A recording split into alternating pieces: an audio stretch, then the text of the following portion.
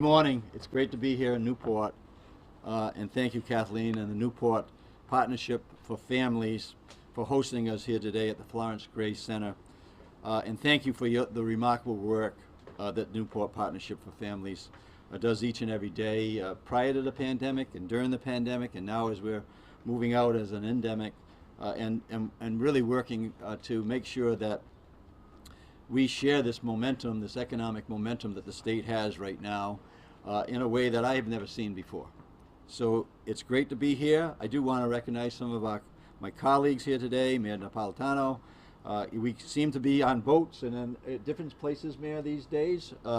Was out on the Bermuda to Newport to Bermuda race with the mayor the other day, and in Newport and in Providence the other day, talking about efforts on our waters, which is so important to us. Representative Carson, thank you. Senator Palmer, Tax Administrator Savage, along with Acting DHS Director Mendez. So I know we're going to hear from Marissa shortly, and this is what this is all about today. So thank you for helping us get the word out. This past year, we were able to manage the largest surplus in my memory. And I worked with both the Speaker and the Senate President about how we could share that surplus with people in the state of Rhode Island in a significant way. So we had agreed early on, if those numbers came in good, we would eliminate the car tax. And that's been eliminated. That's going to help families and businesses throughout the state of Rhode Island. And that's a direct connection between myself, Senate President, as well as the Speaker, agreeing on these things in advance, so when we got to the floor in the debates, there was a plan in place that could do those things, including, which I think is important to all people in the state of Rhode Island, is that we've eliminated the pension tax on veterans, for any veteran that has a pension in the state as well. And I know how important that is to the people in Newport, but all around the whole state of Rhode Island. So we were able to really take this surplus and use it wisely. And one of the things that we agreed to do was what we're announcing here today, is a child tax credit. And what's going to happen, and I just was given a little card here which says very clearly, there is no need to apply. If you qualify, you will receive your rebate in the mail. Isn't that wonderful? Isn't that wonderful? So we're very proud of being here at helping families, not only those who are, singles up to $100,000, but families joint filers up to $200,000. Think about what that's going to do right now. 115,000 Rhode Island families across the state are going to benefit from this credit that the General Assembly passed and that I was able to propose to make a reality. No application is required. Rebate checks will automatically be issued to all eligible tax filers beginning in October of this year. And soon, our Division of Taxation will have payment tracker where Rhode Islanders can check the status of their child tax credit payment.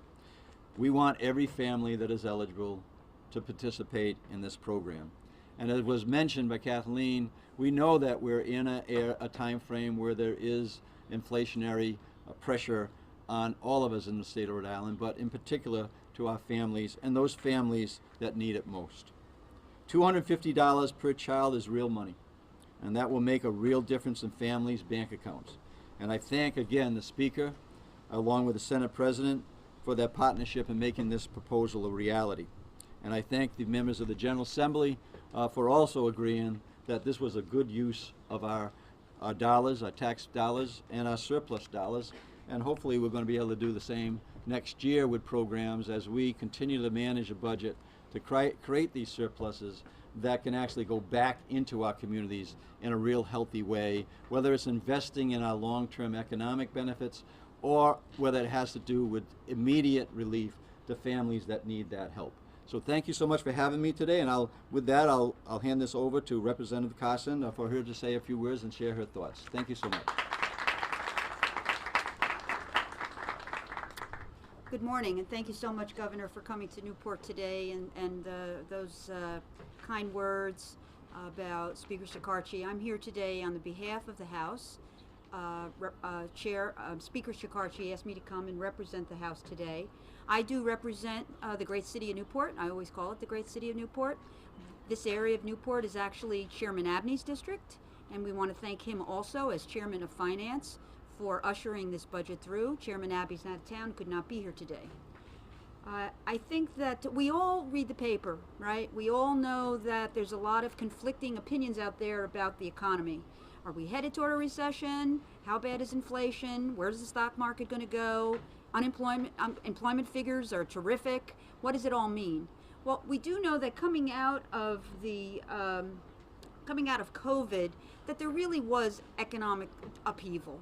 And we know that people lost jobs, they got some jobs back, they moved, a lot of things happened. But a lot of the economic stress of COVID really did fall to families, working people, and largely older Americans. And so I'm proud of our budget, which included this tax credit for families. I think that it was a wise decision to use the surplus and some of the federal dollars this way. I think it's directed at those folks in our community that need the money the most. And I'm really happy to say that it was with pride that the House of Representatives passed this budget, and I'm thanking the governor for signing that budget into law. So thank you for all coming here today. I'd like to introduce my Senate colleague, Senator DePalma, who can say a few words about the Senate as it relates to the child tax credit.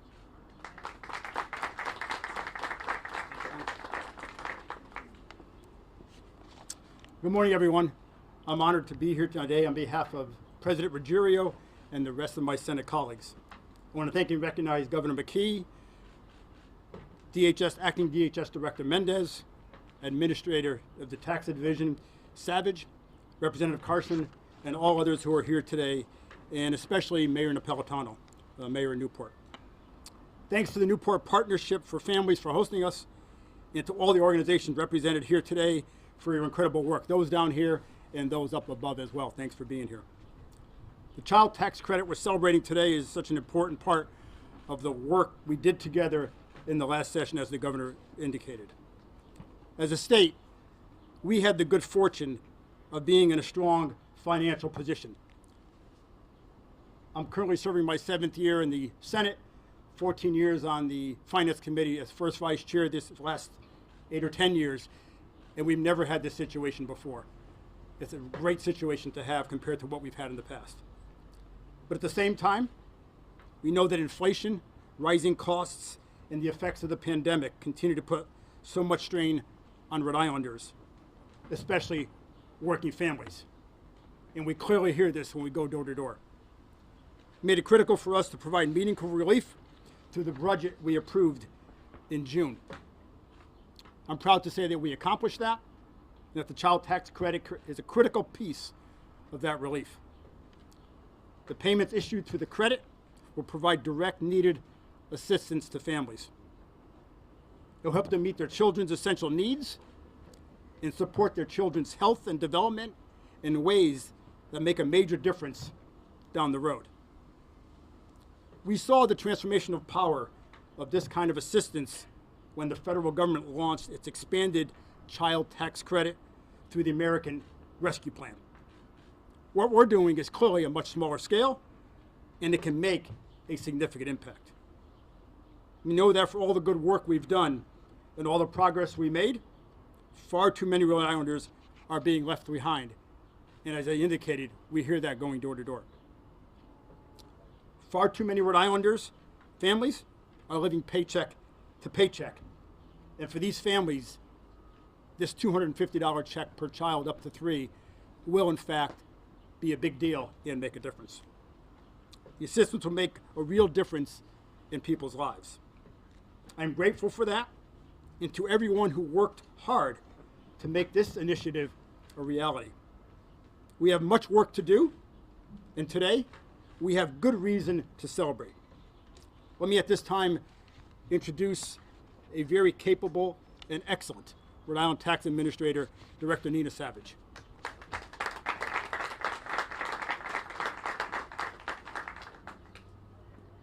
Thank you, Senator DePalma and Governor McKee, Representative Carson. for this initiative and legislation that is going to help so many families. My name is Nina Savage. I'm the Rhode Island Tax Administrator, and it is my honor and privilege to implement this program for Rhode Island citizens. I'm going to start a little bit by telling you about the Division of Taxation. Then I'm going to get into the nuts and bolts of the child tax credit. So the Division of Taxation currently has 223 funded full-time employees, but like the rest of the public and private sector, where we have a high number of vacancies. We are recruiting, and so if anyone wants to come work for the Division of Taxation as a seasonal or any other position, please reach out to us. We administer more than 58 different taxes and fees, and in fiscal year 22 we processed 3.25 million documents. We collected in fiscal year 22 $5 billion that was also distributed to fund essential needs and services. We are excited to give this real money back, but as part of our mandates every year, and last year we put about $423 million in refunds back into the community. We're here for today for the child tax rebate. The best part of the program is if you filed and you're eligible financially to meet the terms of the requirements, you don't have to fill out an application. We have a website, and all of you should have received these little cards and a one-pager. If you put your camera on the little code, it will take you to our website. So I'm asking for all of your help today in telling all of your stakeholders to go to the website for the best information. We have a dedicated team back at the office working right now, and I want to acknowledge some of my team members that are here today. From DOR, we have Jane Cole. We also have Leo LaBeouf as part of the governor's initiative. We also have a taxpayer experience office that we're establishing. Crystal Cody is here, and also Amanda Taroki. I want to acknowledge one individual back at the office who is working on developing all of the information that you'll see on that website, and that is Carlita Anicelli. None of this happens in a vacuum, and as I said, we are short-staffed, and we're asking for your help to direct people to that web page. Sometime in September, we'll have a tool where Rhode Islanders can go on our website, and similar to the Where's My Refund, you will be able to look at the child tax rebate and see what the status of your child tax rebate is. Again, you can help us by telling people to go on that website. We'll have a phone number. We will have information. It is live right now. And I am, once again, it's my honor and privilege to serve all of you. Thank you. And I'd like to introduce the Acting Director of DHS, Yvette Mendes. Thank you.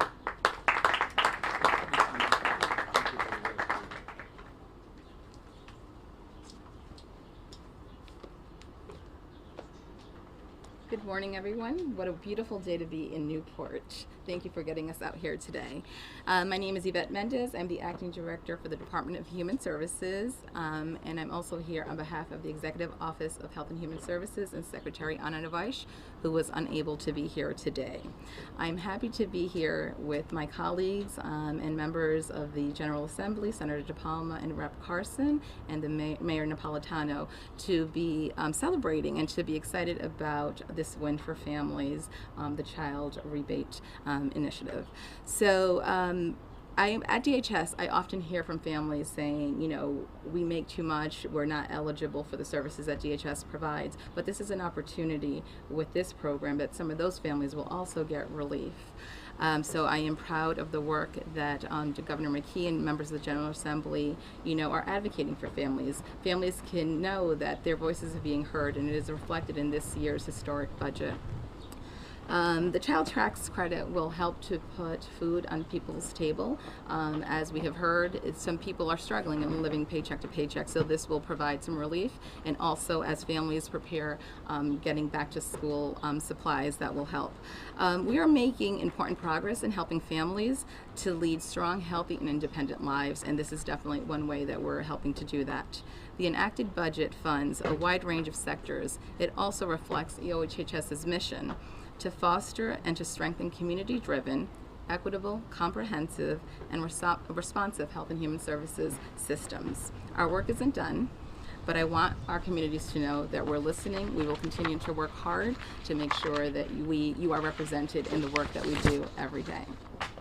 I am confident that together we can continue to make real change that will give people the tools to flourish. Thank you again, Governor McKee, members of the General Assembly, for your leadership. With these investments, our state is on a strong path to increase equity and opportunity.